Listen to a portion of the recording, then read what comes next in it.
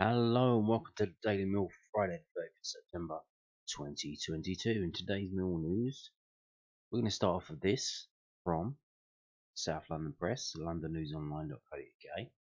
There's a little interview they've done with Besart Topalloj about what he's been through in his footballing career so far. So let's just jump into this. The heartbreak of Crystal Palace release was softened by a swift move to Millwall, the young defender. Besart Topalloj has spoken about how Millwall helped instantly soften the blow of being released by Palace as a kid. The 21-year-old defender has been on the Lions books since under 16 level. Topaloj, who joined National League side Dagenham and Redbridge on a month's loan last week, had spent 5 years with their South London rivals. I got told by Palace that I wouldn't get a scholarship on a Tuesday, and I went to Millwall the following Monday, Topaloj, whose family home is still in Crystal Palace, told the South London Press. When you get told that you're not going to get a scholarship, it's heartbreaking. I never really got given a reason why, but Millwall called me the day afterwards, so I didn't have time to think about it. I had about 2 weeks max on trial. We played Bromley and Cardiff, and then I got signed after that. I was a left back at Palace, but as I've grown taller, I'm 6'2" now. I've transitioned to centre back. Topaloj qualifies to play for Kosovo. Parents. He was asked to attend a training camp in 2020 when he was a first-year pro, and made the difficult call not to attend. Millwall under-23 side went on to win the divisional title, with the outcome decided via the points per game. I got the call just before COVID and our team were top of the table, said Topaloj. I spoke to Kevin Nugent and said I'd rather stay in England and try and win the league rather than go to Kosovo just for a training camp. I didn't want to end up coming back and then not getting in the squad here. Topaloj featured for Millwall in pre-season and earned praise from boss Gary Rowett for his display in a friendly win over Dartford. He also featured in the behind closed doors fixture against the Eagles. There was some talk about me going out on loan in pre-season, but I was just focused on staying at Millwall.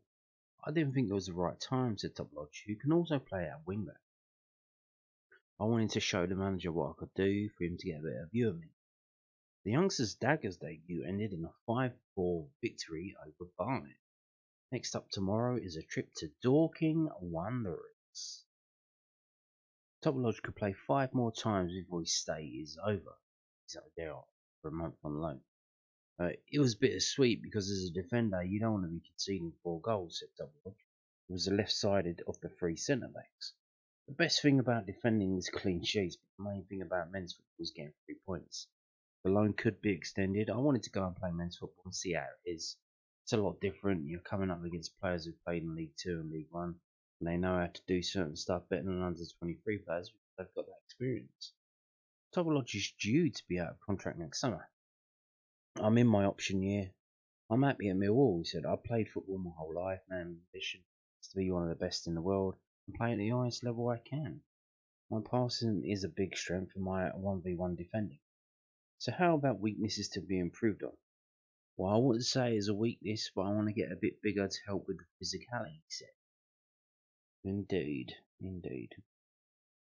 So there you go. I thought that was a little bit interesting. Good stuff there. You see, you read the name, you hear it. Who is he? What's he about? Well, there you go. There's a bit of a backstory to Besart and what he's been through at his time at Millwall. So let's move on to this from southernnews.co.uk. Gary Rowett explains unusual scheduling of Millwall's trip to Sunderland. Yeah, it was a bit of a shocker, wasn't it? We're supposed to be on a break for the World Cup, and they put this game in there, and then it's on the same day as the knockout stage for England in the World Cup if they finish second in the table, which they're probably not. They're probably going to finish bottom because Gareth Southgate can't manage a toffee. So here we go. Let's have a read of this and see what's going on. What has Gary Rowett got to say? Gary Rowett has argued that Millwall's postponed match against Sunderland has been rescheduled for the best possible time. While most rescheduled matches would take place on a Tuesday night, the Lions will now travel to the Stadium Lions Saturday, December the 3rd, after the initial fixture was postponed following the death of Her Majesty Queen Elizabeth II. This means that both teams will be playing during the international break, And at the time of writing, they are the only two championship sides to do so. However, kick-off has been moved back to 12:30 to avoid a potential clash with the England national team, who will play their World Cup round of 16 tie late afternoon if they finish second in the group. I don't believe it's for that. I believe it's like a FIFA mandate that most of the top countries follow. You can't have league games at the same time as international.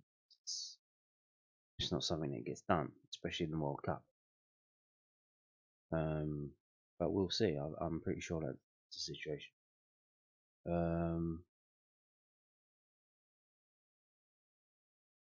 My belief is that the EFL said to teams that if there's games that can be arranged, if both teams agree, you can use the week before the December the 10th for October. I think Sunderland asked the question first when it was put to me, would you rather play Sunderland on a Saturday or Sunderland on Tuesday night away from home? I think it was a very, very easy decision. So it was Sunderland's idea then. Well, it's Sunderland's idea, and then Millwall said, yeah, all right. Okay, well, there you go. Would you rather the international break be 3 weeks than 4? We would have played a friendly on that weekend anyway, so again, easy decision. Where it's always going to be a tough one is the fans. I think potentially England could play on that day, hence maybe the early kickoff. I think there's always going to be, well, it's an early kickoff, so have we got time to get there? I think someone's going to lose out on that basis being so far away. I just felt it was a sensible decision to agree to it. Like I said, I don't know about the early kickoff. I wasn't aware of it. I think that was just both clubs had agreed with that, and I think it's a challenge to get there and back anyway, let alone an early kickoff. I think I'm always in favour of not having 4 weeks off about a game rather than 4 weeks. I think we've been great after the restart of any sort. That's something that we can mitigate it a tiny bit. It'll be fabulous. So there you go, Gary Rowett. It wasn't his idea, but he thinks it's great. So, yeah. What are you gonna do? Get the sleeper. Get the sleeper train. I don't think it goes through Sunderland. You can get it nearby. Wake up in the morning and then get a local train across. Or you have to drive up the night before and stay in a hotel around there. Maybe go out on the town in Newcastle. But then you've got to make sure you get up in time. You go out on the piss and then you wake up hungover about 11 a.m. on a Saturday. That's no good either, is it? So there you go. Now, we talked a lot about George Long the other day, so now it's London News Online's chance to talk about George Long. And here we go. So George Long talks about first Millwall League start, the detail that goes into his distribution and backing his own ability. Nobody can accuse George Long of not being patient.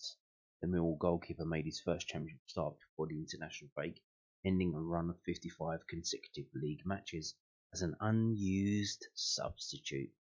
When the 28-year-old signed for the Lions in May 2021, he instantly set his sights on dislodging Bartosz Białkowski. It showed that the former Sheffield United Hull and AFC Wimbledon player was up for a challenge with Białkowski, firm fans' favourite, who had won Player of the Season in his first 2 campaigns after joining from Ipswich. Long finally got his league shot in the 2-1 win over Blackpool earlier this month. His confident display suggests he will retain his place for tomorrow's long trip to Blackburn Rovers. No, like I said before, I don't see it like that. I see it like they're probably trying to extend his contract. He's been sitting on the bench. He wants to play. We're playing him in cup games, but it's not enough. So they thought, well, Blackpool's coming up. They're not very good. If we play him in that and he's shit, then we'll know. Okay, bomb him out. If he does all right, then okay, he's got something about him, and then he might see that okay, you do have a chance.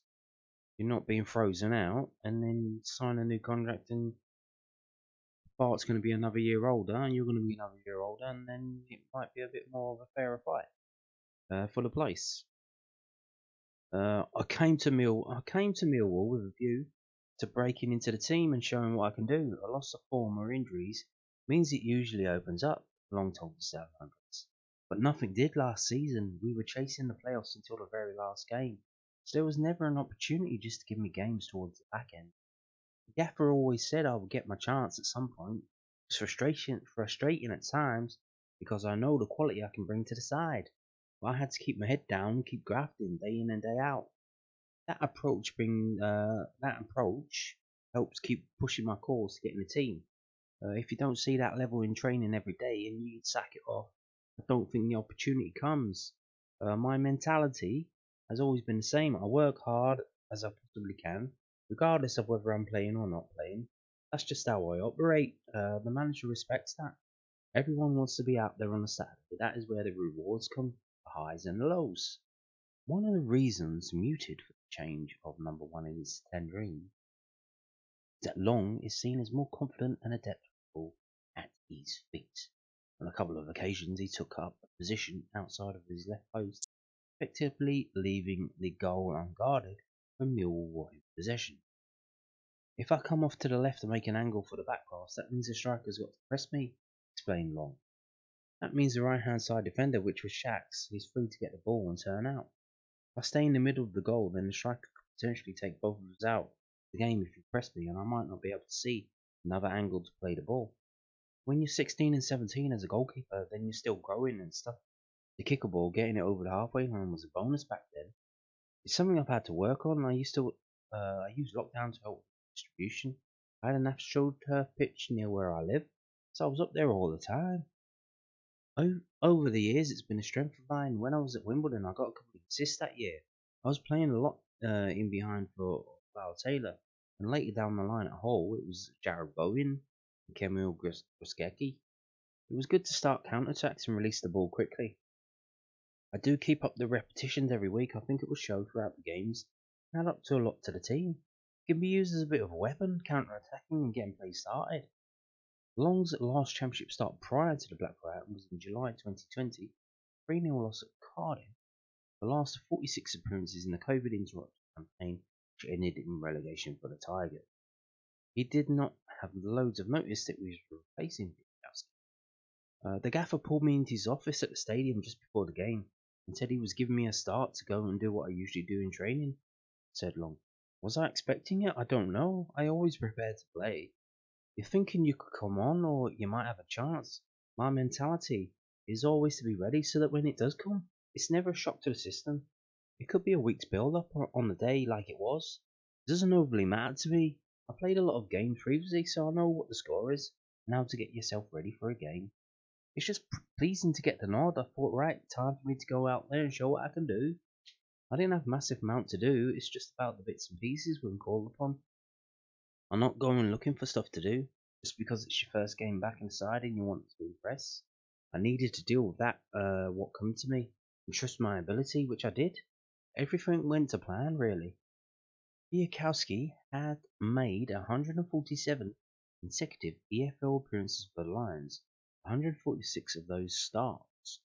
Only Barry Kitchener, Alan Dorney, and Brian King have had longer unbeaten runs.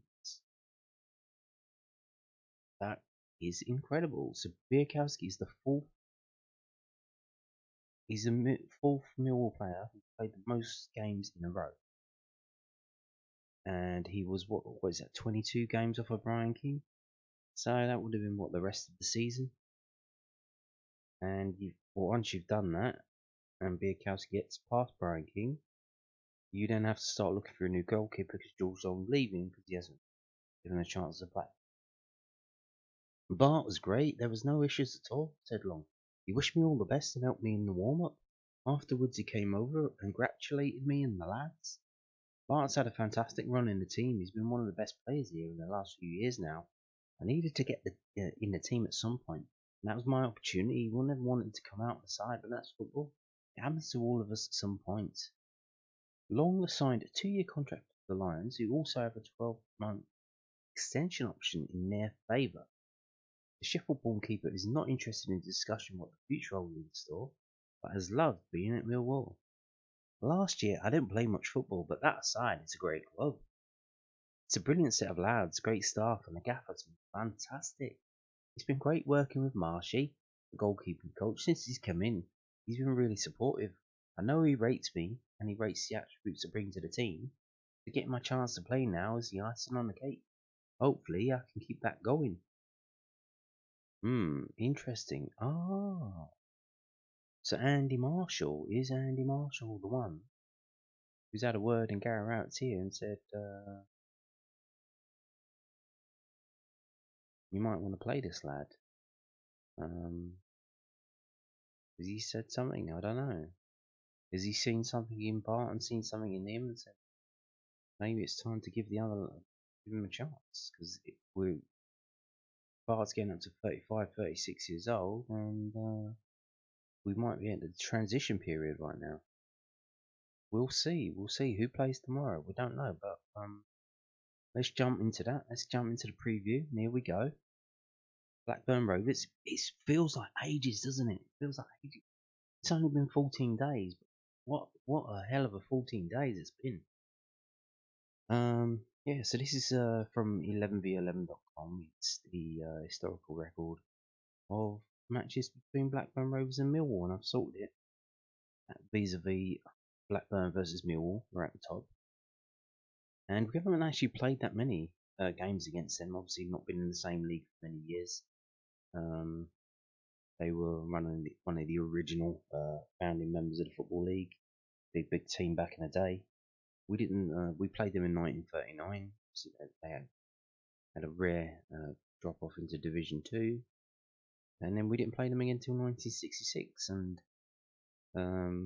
we've got 5 wins there over about 20 games. So a quarter of the games we play up there we win.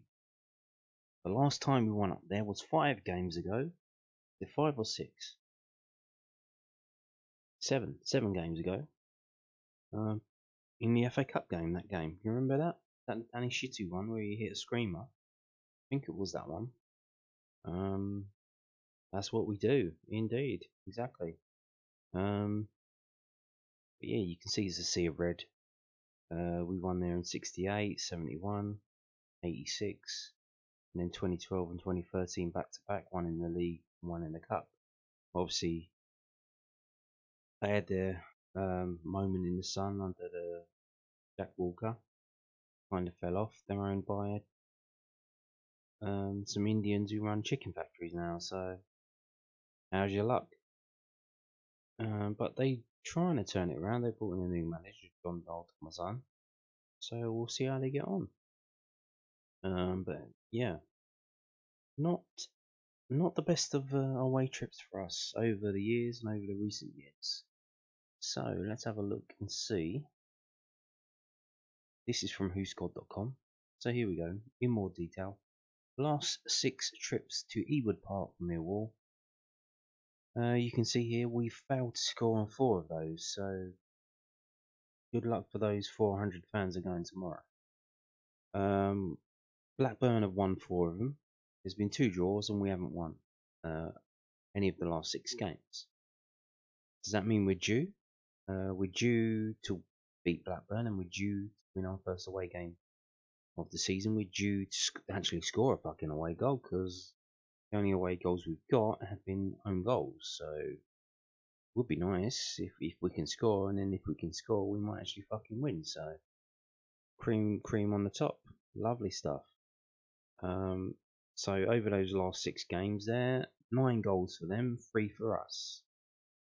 And those 3 goals came in 2 different games. Funnily enough, no red cards. But look at this, 10 yellow cards for us and only 2 for them. So obviously the referees do favour Blackburn. That is a weird statistic to be spread over so many games over so many years, that they've only had 2 yellow cards in 6 games. That's some funny business going on there. Maybe it's a name, big Blackburn Rovers, big name, I don't know. Match facts on the right hand side. So Blackburn have seen under 2.5 goals in 8 of their last 9 matches against Millwall in all competition. Not a high scoring game, only the one in December 2013 was a 3-2 to them. That's the only high scoring game, really. Millwall have failed to win their last 10 away matches. Yes, no fucking shit. Blackburn are undefeated in 12 of their last 13 matches against Millwall in all competition. Oh, it just keeps getting worse. Millwall have conceded at least 2 goals in 4 away matches in the Championship. Fantastic. Brilliant. Super. Blinding. Let's scroll past that. Here's the table as it stands. Not a lot in it. There's only 2 points in it, but they're 8th and we're 13th. They haven't drawn yet. They won 5, they lost 5, they haven't drawn yet. They've scored the same amount of goals as us, 11, and they've only conceded 1 less. Interesting. What's the form? Form is the same. Look, form table, last 6 games, 2 wins, 4 defeats. Pretty similar. Very similar. So let's do this. The last 6 home games, Blackburn. It's for some reason not doing it. Don't know why. Fantastic, brilliant. So that stopped working. What's that? What's going on here? Let's try and do that.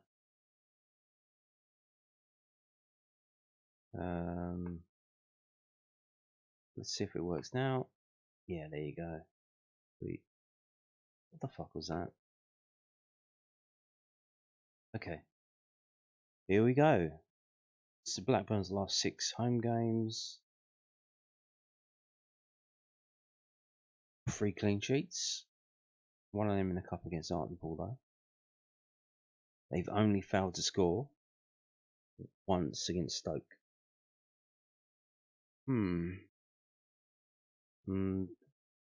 In every other game that they've scored at least more than these 2, except for the QPR game. So they know how to score because they have a striker as a manager, former striker as a manager.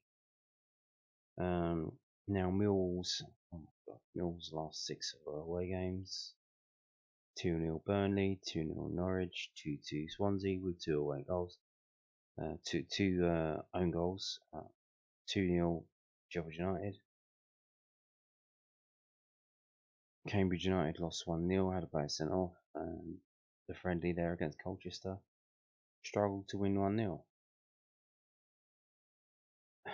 No goals, and 2-0 seems to be a favourite score. There's the strengths and the weaknesses, which when you look at that, it would favour us. But so here's what they think is going to happen based on strengths and weaknesses above. Blackburn will score as a result of individual skill. Millwall will dominate in the air. Millwall will score from a set piece situation. Millwall will control the game in the opposition half.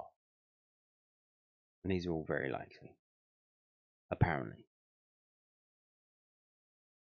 And here we go.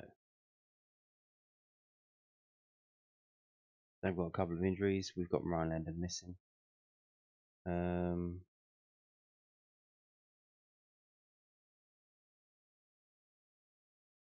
Okay. Prediction from whoscored.com. Blackburn will have been thankful for the international break following the harrowing 2-0 defeat against Luton last time out. Rovers have lost 2 of their last 3 league games, but remain within touching distance of the playoff places, heading into game week 11. Summer signing Zion Fleming found his mojo last time out, as his first half goal helped Millwall to 2-1 home victory against Blackpool. Garrett's side has moved into mid-table following 2 wins from 3, but the London club remain winless on the road this season. And they say it's going to be Blackburn 1, Millwall 1. Okay. So are we going to score our first away goal then? Interesting stuff. What does David Prutton say about our game? What is he predicting? Have a look. David Prutton predicts Blackburn 1, Millwall 1. Interesting stuff. So, but they've both gone for a 1-1 draw. Is that because we're strong or they're weak? Don't know. They haven't drawn yet this season. 10 games, they haven't drawn. They drew a draw. Maybe. I mean, there was a team. Was it last season? They were going through the whole season without having a draw, and I think they drew with the last couple of games at the end of the season. So it's possible they could go through the whole league campaign without getting a draw. I want to believe that things will get better for us. That the problems that persist will be fixed. You would think something they've done something now. They've had 14 days to do something about it. They've only had 3 players missing: Cresswell, Saville, and Styles. So that's enough for the other players to work on some stuff. And I want to believe that they're doing something about it, but I find it hard to do that. Not only that, but we've got a game in midweek as well, which is against Rotherham, and it's also away. So you would think, is there going to be a bit of squad management? Are we going to try and put our strongest team against Rotherham, try and win that game? Because that's more winnable. And the Blackburn game will just try and play for a draw and fingers crossed. I don't know who's playing in goal. Who's playing in goal? I reckon Biakowski will get put back in straight away, but who knows? Who knows who's going to be picked? Will Malone start? He's not a very good defender, but he's attacking. But who are we playing? Brown's got everyone to pick except for Ryan Leonard. Who is he going to put out there? You don't know. What systems is he going to play? What substitutions is he going to make? There's a lot riding on Gary Rowett's decision. And to be honest here, I've got to go with how it's going so far because I don't know that we've changed. I don't know. I literally don't know. I think we're all waiting to see this game, and we're hoping there's a change, a glimmer of hope that something has happened and our away form is not complete fucking dog shit again. And I would love a 1-1 draw, but I can't see it. I've got to go with form and say 2-0. We've had so many 2-0s. The Swansea game should have been 2-0. We got lucky there, bringing it back to 2-2. Like, it's ridiculous that we keep losing 2-0 away from home. So yeah, I'm gonna go Blackburn 2, Millwall 0. And hopefully it's not that. Hopefully we see something happening, something changing, something improving. But I think there's going to be a bit of squad management. I think he's going to try and target the Rotherham game for a win because that's a more winnable game. And so we'll see. If we lose this game and win the Rotherham game, yeah, I'll be happy. Better than drawing both of them, but we'll see. And on that note, thank you for watching and goodbye.